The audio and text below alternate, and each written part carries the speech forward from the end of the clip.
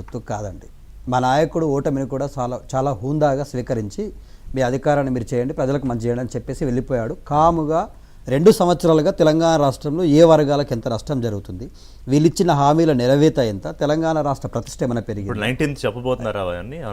19th రోజు ప్రధానంగా మెయిన్గా పార్టీ క్యాడర్ బలోపేతానికి కానీ పార్టీ నిర్మాణం కానీ ప్లస్ ఈ వాటర్ విషయంలో ఈ బనకచెర్ల ప్రాజెక్టును మార్చుకునే వాళ్ళు ఇవాళ నల్లమల సాగర్ రూపంలో వస్తూ ఉన్నారు.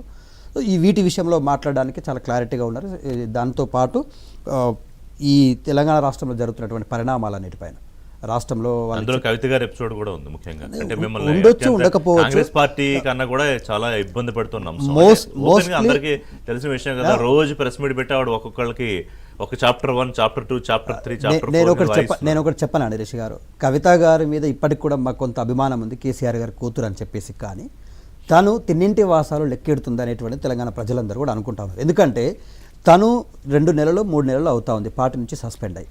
అంతకు ముందు నుంచి నువ్వు ఆ పార్టీలోని అధికారంలో భాగస్వామివై ఒక ఎమ్మెల్సీగా ఉండి ఒక ఎంపీగా ఉండి ప్రతి నిర్ణయంలో నీ ప్రమేయం ఉండి ఇవాళ నువ్వే ఇవన్నీ తప్పులు అన్నప్పుడు ప్రజలు కూడా ఆలోచిస్తారు కదా, ఇది ఎవరి కోసం మాట్లాడుతూ ఉన్నావు, ఎవరి ప్రజల కోసం మాట్లాడుతున్నావు, పార్టీ నష్టపోవడానికి ప్రూవ్ చేయమని చెప్తున్నారు కదా. ఇప్పుడు ఆవిడ ఎలా అయితే మీడియా ముందు పెట్టి చూపిస్తున్నారు, అలా నా ఇన్వాల్వ్మెంట్ దేంట్లోనే 10 ఏళ్ళలో ఉంది అంటే anybody can come out and press meet పెట్టి చూపించండి. చాలా విషయాలలో నేను ఏమన్నారు, చాలా విషయాలు అంగన్వాడీలో ఆశా వర్కర్ల మీటింగ్లు పెట్టి మీ జీతాలు పెరగడానికి నేనే కారణమయ్యాను. ఇవాళ తెలంగాణ రాష్ట్రంలో కేసీఆర్ కిట్ ఇవ్వడంలో, ఐరన్ కిట్లు పెట్టడంలో, డయాలసిస్ సెంటర్లు ఏర్పాటు చేయడంలో నేను ఆ రోజు నాన్నకు దగ్గరగా ఉండి చెప్పాను.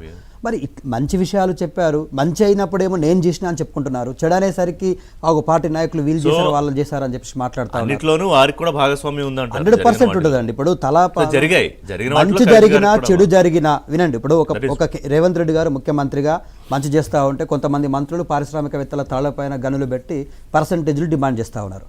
మరి వాటిలో వాటా రేవంత్ రెడ్డి గారికి ఉందంటే తన యొక్క కుడి భుజం లాంటి రోహన్ రెడ్డి గారే ఉన్నారు దాంట్లో అని మంత్రి కూతురు స్వయంగా చెప్తా ఉంది. సో నేనేమంటా ఉన్నానంటే మంచి జరిగితే నాకే రావాలి, చెడు జరిగితే మాత్రం ఫలానా వాళ్ళు చేశారనేది చెడు అంటా ఉన్నా. చూద్దాం భవిష్యత్తులో ఇక్కడ నుంచి ఏంటంటే దాని మీద ఏమైనా ఉందా కౌంటర్? సింపుల్ ఒకటే లెక్క రిషి గారు, కేసీఆర్ గారు మీటింగ్కి వచ్చి మళ్ళీ వెళ్ళిపోతారా, ప్రతిపక్షంలో ఉంటారా? గదొకదానికైతే దత్తాత్రేయ గారి నోట్లకి ఒక జవాబు అడుగు.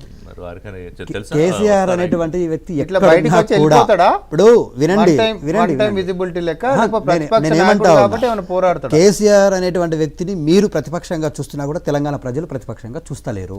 ఈ తెలంగాణ రాష్ట్రానికి దిశానిర్దేశం చేసే నాయకుడిగా చూస్తా ఉన్నారు. త్వరలో మళ్ళీ ముఖ్యమంత్రి స్థానాన్ని అధిష్ఠించడానికి రాబోయే ప్రణాళికలు సిద్ధం చేసుకుంటా ఉన్నాం.